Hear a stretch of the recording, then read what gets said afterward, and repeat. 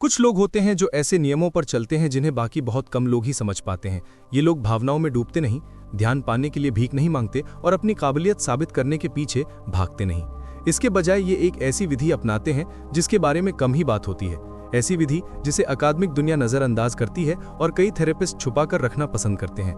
इस विधि को मूर्ति बनाने वाले का सिद्धांत कहते हैं। ये कोई पुराना ट्रिक नहीं है जो डेटिंग ब्लॉग से लिया गया हो या कोई हल्का फुल्का फ्लर्टिंग तरीका हो। ये एक ठोस व्यवहारिक रणनीति है, एक 3 स्टेप का तरीका है जो महिलाओं के सोचने और किसी आदमी को देखने के तरीके को पूरी तरह बदल देता है।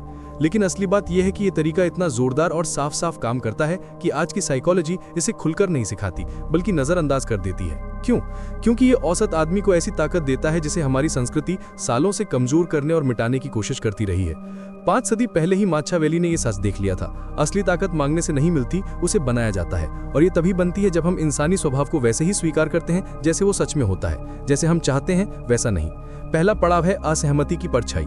हर रिश्ते में, चाहे वो आदमी और औरत के बीच हो, एक ऐसा पल आता है जब बातें और जज्बात अलग हो जाते हैं। जो कुछ कहा जाता है वो शालीन, समझदारी भरा और सही लग सकता है, लेकिन असल में जो महसूस होता है वो कहीं और बहता है, अनजानी धाराओं की तरह। ये कोई जोरदार लड़ाई नहीं होती, ना ही कोई साफ बहस, बल्कि एक चुपचाप जंग होती है जो सतह के नीचे छुपी होती है। ये दिमाग और दिल के बीच का टकराव होता है, जो वादे दिमाग से किए गए होते हैं और जो ख्वाहिशें दिल से उठती हैं। और ज्यादातर पुरुष बिना जाने कि वे किस जमीन पर चल रहे हैं सीधे इस खाई में गिर जाते हैं और कभी बाहर नहीं निकल पाते।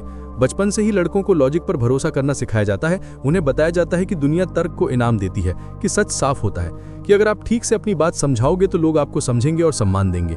ये बात क्लासरूम में, काम पर और दूसरे पुरुषों के साथ बातचीत में तो सही लगती है, तो फिर वे यही विश्वास महिलाओं के साथ अपने रिश्तों में भी ले आते हैं। एक आदमी उनकी बातों को ध्यान से सुनता है, वो उन्हें ऐसे याद रखता है जैसे कोई हुक्म हो जो पत्थर पर खुदा गया हो। पक्का करार है। वो कहती है कि उसे ईमानदारी चाहिए, वो कहती है कि वो ताकत की कदर करती है, वो कहती है कि उसे स्थिरता पसंद है, वो मानता है कि उसे एक नियमों की किताब मिली है, एक गाइड मिली है कि कैसे उसका भरोसा जीता जाए। वो सोचता है कि अब मुझे नक्शा पता है, मुझे नियम पता है, अब मैं खेल सही तरीके से खेल सकता हूँ। लेकिन जब वक्त आता है, जब वो बिना किसी झिझक के ईमानदार होता है, जब वो पूरी तरह से आत्मविश्वास दिखाता है, जब वो अपने फैसलों में स्थिर रहता है, तो कुछ ऐसा होता है जो उसने सोचा नहीं था। जो प्रतिक्रिया उसे मिलती है वो उन वादों से मेल नहीं खाती जो उसने सुनी थी। मेल जोल की जगह वो तनाव पाता है, पास आने के बजाय उसे दूरी मिलती है। इनाम की जगह उसे सजा जैसा लगता है और उसके अंदर उलझन घर कर जाती है। उसे धोखा सा लगता है, जैसे खेल के नियम उसे देखे बिना बदल दिए गए हों। वो खुद से पूछता है कि वो एक बात क्यों कहती है और दूसरी करती है। उसके शब्द तो उत्तर की तरफ इशारा करते हैं पर उसके जज्बात मुझे दक्षिण की ओर खींचते हैं। यही छुपा है असली सच। वो जाल बुनने की कोशिश नहीं कर रही, वो बुराई से धोखा नहीं दे रही, वो सिर्फ उसे तकलीफ में डालने के लिए भूल भुलैया नहीं बना रही। नहीं, हकीकत कुछ और ही है। गहराई में जो होता है वो भावनाओं में जीने का स्वाभाविक नतीजा है। इंसान, खासकर महिलाएं, भावनाओं की लहरों में जीते हैं जो घंटे घंटे बदलती रहती हैं। जो सुबह उसके लिए सच होता है वो शाम तक सच नहीं लग सकता। जो भरोसा उसने कल रखा था वो आज के नए मूड, नए माहौल, दोस्तों के असर या अपनी ही शरीर की धीमी लय के चलते खत्म हो सकता है। ये लगातार बदलती लहर असमंजस है। जो कहा जाता है और जो महसूस किया जाता है उनके बीच का फर्क, तर्क से बने चित्र और भावनाओं के खिंचाव के बीच की दूरी। स्वाभाविक है। ये क्रूरता नहीं है, ये विश्वासघात नहीं है, ये बस इंसानी प्रकृति का हिस्सा है जो महिलाओं में ज्यादा स्पष्ट और तुरंत दिखता है। और यहीं पर ज्यादातर पुरुष टूट जाते हैं। उन्हें लगता है कि वे सच की रक्षा कर रहे हैं जब वे विरोधाभास की तरफ इशारा करते हैं। उन्हें लगता है कि वे दुनिया को न्यायपूर्ण बना रहे हैं जब वे उसे उसके अपने शब्द याद दिलाते हैं। वे लड़ाई में तर्क लेकर आते हैं, जैसे सिपाही हथियार लेकर जाते हैं, यकीन करते हुए कि तथ्य ही जीतेंगे। लेकिन हर कदम जो वे बढ़ाते हैं वे खुद को और गहरे दलदल में धकेलते जाते हैं, क्योंकि जैसे ही कोई आदमी उसकी बात की विरोध करता है वो खुद को समझा हुआ महसूस नहीं करती। उसे ऐसा लगता है कि उस पर आरोप लगाया जा रहा है, और जैसे ही उसे ऐसा लगता है उसकी बचाव की दीवारें तुरंत खड़ी हो जाती हैं। वो अब तर्क नहीं सुनती, ना ही उसके दलीलों को तौलती है। उसके लिए वो अब साथी नहीं बल्कि एक दुश्मन होता है जो उसे अपनी गलती मानने के लिए दबाव डाल रहा होता है। इसीलिए तर्कसंगत आदमी हार जाता है, न क्योंकि उसके तथ्य गलत होते हैं बल्कि क्योंकि उसने उस स्थिति की असली प्रकृति को कभी नहीं समझा। वो सोचता है कि वो सच्चाई के लिए लड़ रहा है, जबकि असल में ये जंग कभी सच्चाई के लिए नहीं थी। ये तो भावनाओं का मेल है। जो आदमी साफ साफ देखता है वो एक अलग तरह का खेल खेलता है। वो शब्दों को हथियार की तरह नहीं फेंकता, वो विरोधाभास को सबूत की तरह उसके हाथों में थमाने की कोशिश नहीं करता, वो तर्क के हथौड़े से उसका कवच तोड़ने की कोशिश नहीं करता। उसकी जगह वो शांत हो जाता है। वो एक आईना थाम लेता है, शांत और सुकून से। बिना गुस्से के, बिना नुकीलेपन के वो प्रतिबिंबित करता है। प्रतिबिंब तर्क नहीं है, प्रतिबिंब आरोप नहीं है, प्रतिबिंब उस चीज को धीरे से रोशनी में रखने का तरीका है, बिना किसी मांग के, बिना टिप्पणी है ये उसे उसके अपने कामों का असली रूप दिखा रहा है, बिना कोई फैसला थोपे। वो सच को जोर जोर से नहीं चिल्लाता, वो उसे खुद देखने देता है। और जब वो देख लेती है तो अब उसे नजरअंदाज नहीं कर सकती, क्योंकि वो सच शुरुआत से ही उसी का था। यही है मूर्तिकार की ताकत। वो उसके अंदर जागरूकता जबरदस्ती नहीं डालता, वो एक बीज बोता है। उसे पता होता है कि बीज तुरंत नहीं फूटते, वे आराम करते हैं, जड़ें जमा लेते हैं, उसके दिमाग की मिट्टी में धीरे धीरे उगते हैं। कुछ घंटे बाद, कुछ दिन बाद, कुछ हफ्ते बाद वो खुद को उस पल को बार बार याद करते पाएगी। फिर से सोचना, सवाल उठाना, ये इसलिए नहीं कि उसने उसे सोचने को कहा, बल्कि इसलिए क्योंकि वो अपने ही अक्स में जो देखा उससे बच नहीं पाती। फर्क देखो, जो आदमी बहस करता है वो उसकी सुरक्षा घेल मजबूत करता है, जो आदमी उसका अक्स बनता है वो सुरक्षा की जरूरत ही खत्म कर देता है। पहला दुश्मन की तरह याद रखा जाता है, दूसरा एक गवाह की तरह जिसे वो अपनी यादों से निकाल नहीं पाती। ये बदलाव उनके रिश्ते का पूरा माहौल ही बदल देता है। जब कोई आदमी बहस करता है तो वो प्रतिक्रिया देने वाला बन जाता है, वो खुद को छोटा कर लेता है, वो खुद को उसकी आंधी के नीचे रख लेता है, उसके तूफान में उछला जाता है। मूड क्या है? बस इंसाफ मांग रहा है, उसकी मौजूदगी कमजोर पड़ जाती है। लेकिन जब कोई आदमी सोचता है तो वो उलझनों से ऊपर उठ जाता है, वो पहाड़ की तरह खड़ा रहता है, भावनाओं की हवाओं से न झुका। वो उस वक्त शायद विरोध करे या झटका भी दे, लेकिन बाद में जब सब शांत होता है तो सम्मान खिलता है, क्योंकि कहीं ना कहीं उसे पता होता है ये आदमी टूटता नहीं। औरतें इस फर्क को महसूस करती हैं, भले ही वो बयान न कर पाएं। जो आदमी झगड़ा करता है वो जल्द भुला दिया जाता है, बस झगड़े के चक्र में एक और चेहरा। लेकिन जो आदमी सोचता है वो उसके दिल में बस जाता है, यादों में। वो उसे गुस्से से नहीं बल्कि शांति से परेशान करता है। वो उसकी सोच को जबरदस्ती नहीं बल्कि अपनी मौजूदगी से बनाता है। इस सोच के सिलसिले में मूर्तिकार अपना काम धीरे धीरे शुरू करता है, बिना चिल्लाए, बिना भीख मांगे। वो माहौल सेट करता है, वो बिना सिखाए सिखाता है कि विरोधाभास दिखते हैं। वो बिना शब्दों के दिखाता है कि भावनाएं जोरदार होती हैं, लेकिन वे उसकी नजर को धुंधला नहीं कर सकती। वो स्थिरता के जरिए साबित करता है कि उसका केंद्र मजबूत है, और ये सबक सिर्फ उसके लिए नहीं, उसके लिए भी है। हर बार जब वो बहस करने की इच्छा को रोकता है, हर बार जब वो प्रतिक्रिया देने के बजाय सोच विचार करना चुनता है और अपने ही आधार को मजबूत करता है, उसे समझ आता है कि असली ताकत किसी और को कंट्रोल करने में नहीं बल्कि खुद को कंट्रोल करने में होती है। वो जानता है कि सच को किसी पर जबरदस्ती थोपने की जरूरत नहीं होती, बस उसे धैर्य और शांति से सामने आने देना होता है, जब तक कि सच खुद बोलने न लगे। ये मूर्तिकार के रास्ते का पहला पत्थर है। आदमी और औरत अपने अनंत नृत्य में फंसे हुए हैं।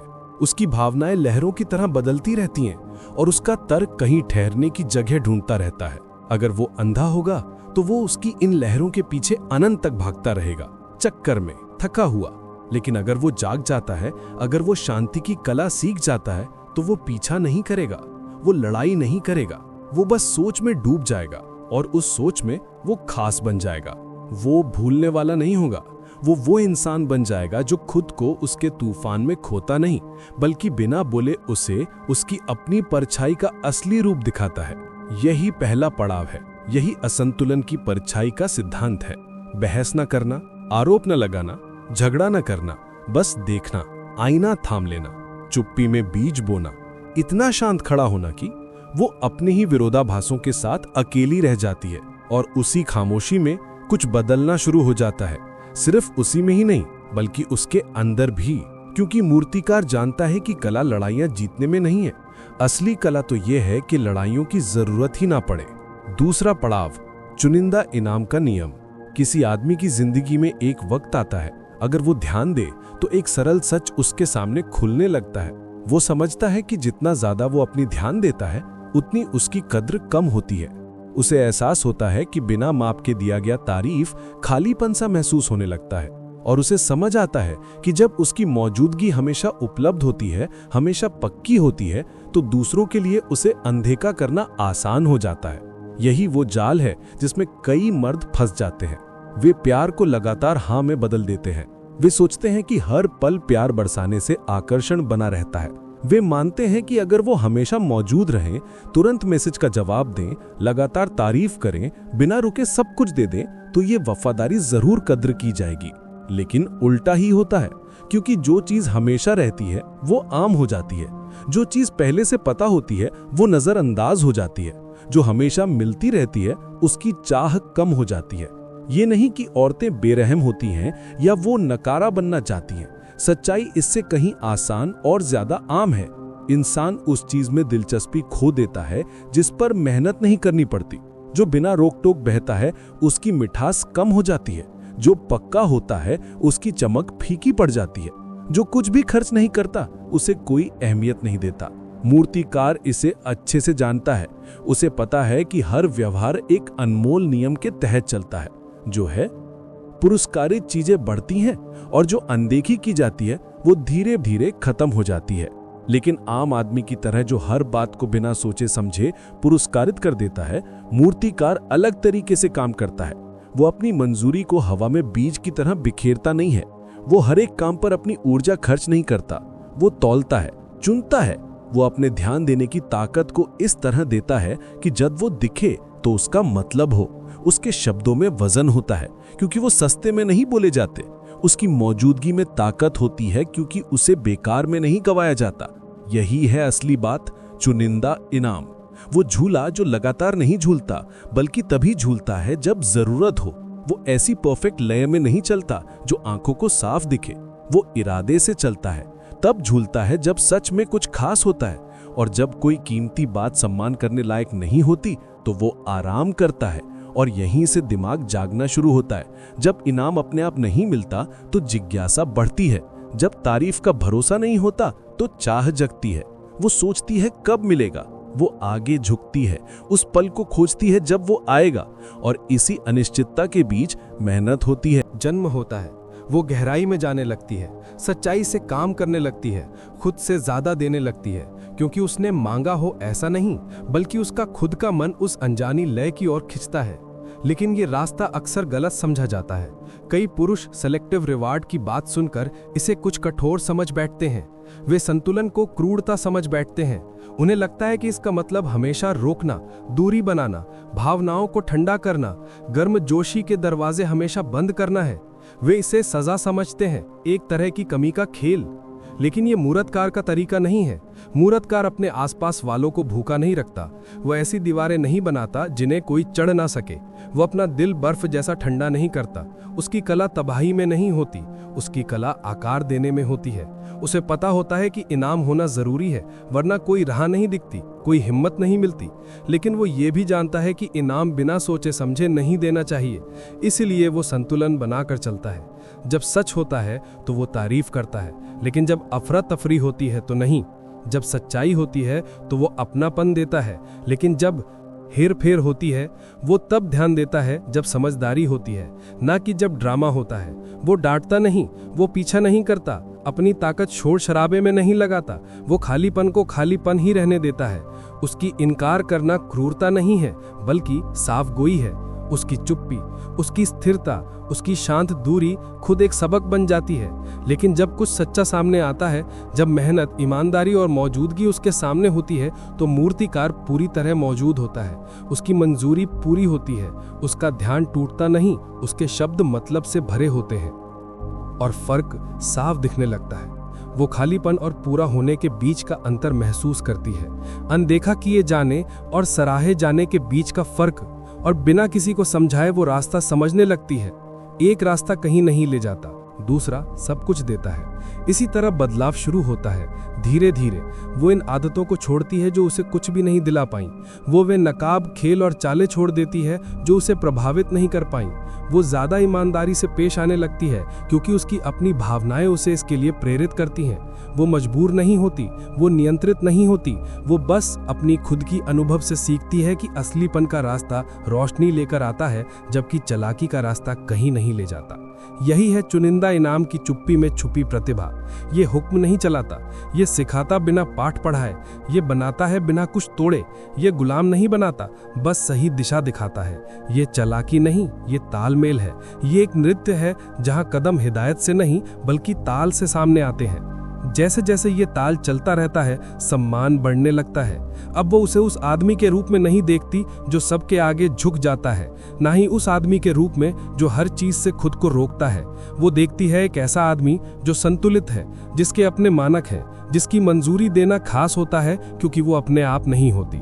उसका ध्यान देना कीमती बन जाता है, उसकी मौजूदगी को संजोया जाता है, उसके शब्द मायने रखने लगते हैं और दिल के अंदर उसे सच महसूस होता है।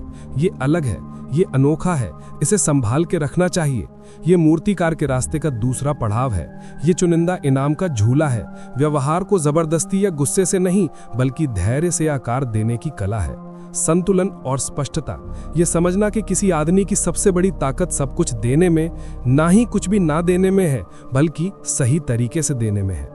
तीसरा पड़ाव, अनकही भावनाओं का आईना। मूर्तिकार के रास्ते का आखिरी पड़ाव वो जगह है जहां आम आदमी और खास आदमी अलग हो जाते हैं। वो आदमी जिसे वे भूल जाती है और वो जिसे वे अपनी यादों से मिटा नहीं पाती। ये चालाक बातों की बात नहीं है, ये किसी जादू की तरह दिखाई देने वाले आकर्षण की बात नहीं है, ये कुछ बनने का दिखावा करने की बात नहीं है जो आप वास्तव में नहीं है। ये पड़ाव है, ये उस कुछ को छूने के बारे में है जो उसके अंदर गहराई से दफन है। वो खामोश चाहत जो हर इंसान के दिल में होती है, लेकिन जिसे शायद ही कोई नाम देता है। समझा जाना सिर्फ जो जबान पर कहा जाता है उससे नहीं, बल्कि उन बातों के नीचे छिपे एहसासों से। ज्यादातर मर्द कभी इस जगह तक नहीं पहुंच पाते, वो सिर्फ सतह पर ही रहते हैं। जब कोई औरत बोलती है तो वे सिर्फ हर्फ और जुमले सुनते हैं, वे उसके शब्दों के सीधा मतलब समझते हैं। उन्हें लगता है कि जब उन्होंने उसका सवाल या बात का जवाब दे दिया तो बातचीत खत्म हो गई, लेकिन असलियत में वे सब कुछ महत्वपूर्ण चीजें मिस कर देते हैं। वे उसे खालीपन की भावना के साथ छोड़ जाते हैं, जैसे उसने कुछ भी बताया ही नहीं, जैसे वे बोलते हुए भी अदृश्य रही हो। लेकिन मूर्तिकार जानता है कि इंसानी दिल सीधे शब्दों में खुद को नहीं दिखाता। वह समझता है कि भाषा अक्सर एक मुखौटा होती है, कि लोग जो कहते हैं वो शायद ही कभी उनकी पूरी भावनाओं की सच्चाई होती है। इसलिए वह अलग तरीके से सुनता है। वह शब्दों के बीच की खामोशी पे ध्यान देता है, सांसों की लय पर, किसी कबूलनामे से पहले की झिझक पर, और शरीर के तरीके पर वो झुकता है या पीछे हटता है। उसे सतह के नीचे बहती धाराएं नजर आती हैं, और क्योंकि वो देख पाता है, वो मुखौटे को नहीं बल्कि मुखौटे के पीछे की भावना को समझता है। ये अधूरी भावना का आईना है। ये उस बात को वापस दिखाने की कला है जो तुम महसूस करते हो, न कि किसी चुनौती की तरह, न ही किसी फैसले की तरह, बल्कि एक शांत पेशकश के रूप में। तुम उसे पूरी तस्वीर नहीं देते, तुम एक कोना अधूरा छोड़ देते हो, एक रास्ता जो उसे उसमें कदम रखने का न्योता देता है। तुम जो ज्यादातर महसूस करते हो वो सामने रख देते हो और उसे पुष्टि करने देते हो बाकी सब। और जब वो ऐसा करती है तो कुछ ताकतवर जाग उठता है। उसे ऐसा नहीं लगता है कि उसे सवालों के घेरे में लिया जा रहा है या दबाव डाला जा रहा है, बल्कि उसे महसूस होता है कि उसकी पहचान हो रही है। उसे लगता है कि किसी ने वो देखा जो वो खुद भी समझ नहीं पाई थी। ये पल एक ऐसा रिश्ता बनाता है जो दिखावे से कहीं ज्यादा मजबूत होता है, आकर्षण से ज्यादा गहरा होता है और तारीफ के शब्दों से भी ज्यादा पक्का होता है। क्योंकि उस ही पल उसे ये महसूस नहीं होता है कि उसे खुद को साबित करना है। उसे अपनी भावनाओं को जताकर लड़ना नहीं पड़ता। उसे एक ऐसी समझ मिलती है जो सोच से भी कहीं गहरी होती है, और वो एहसास बहुत कम मिलता है। इतना कम कि जब वो जो उसे महसूस होता है वो उसकी यादों में खुद को गहराई से दर्ज कर देता है। उसके दिमाग में तुम अब बस एक और चेहरा नहीं हो, नहीं भीड़ में एक और मौजूदगी, नहीं एक और आवाज। तुम एक ऐसा संदर्भ बिंदु बन जाते हो जिसे वो याद करती है जब उसे फिर से समझा जाना होता है। तुम एक ऐसा एहसास बन जाते हो जो ये बताता है कि सच्ची समझदारी संभव है। इसलिए वो मूर्तिकार उसके दिमाग में तब तक रहता है जब तक बाकी लोग धुंधले पड़ जाते हैं। न इसलिए कि उसने ज्यादा कोशिश की, न इसलिए कि उसकी आवाज ज्यादा तेज थी, बल्कि इसलिए कि वह जाग रहा था जबकि बाकी सो रहे थे। लेकिन ये स्तर अनुशासन मांगता है। यह आदमी से खड़ा रहने की मांग करता है, खुद में स्थिर रहना, जो देखे उसमें डूबे बिना देखना, सुनना बिना जल्दी में कुछ ठीक करने की कोशिश किए, अपनी मौजूदगी में जमे रहना जबकि वह उसकी जगह भी खुलने देता है। मूर्तिकार उसके तूफानों में खो नहीं सकता, वरना वह प्रतिक्रिया करने वाला बन जाता है, एक औरत की तरह भावनाओं में बह जाने वाला आदमी। उसकी ताकत उसकी शांति से आती है, बिना खुद को कोई देखने की क्षमता से। और इसी वजह से ये दौर कोई चालाकी नहीं है, ये जल्दी नतीजे पाने क्या किसी के जज्बातों को मजबूर करने का तरीका नहीं है।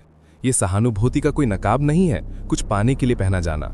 ये एक तरीका है, एक ऐसा जीवन जीने का तरीका जो उन लोगों के साथ असली भरोसा बनाता है जो इसके लायक होते हैं। ये जिम्मेदारी है, ये समझ कि अगर तुम्हारे पास गहराई से देखने की ताकत है तो तुम्हें इसे नष्ट करने के लिए नहीं बल्कि बनाने के लिए इस्तेमाल करना चाहिए।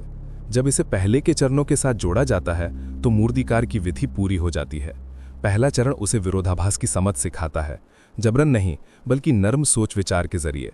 दूसरा चरण उसे दिखाता है कि उसकी मान्यता का वजन होता है, क्योंकि ये हर चीज को मुफ्त में नहीं दी जाती, लेकिन केवल असली चीजों के लिए।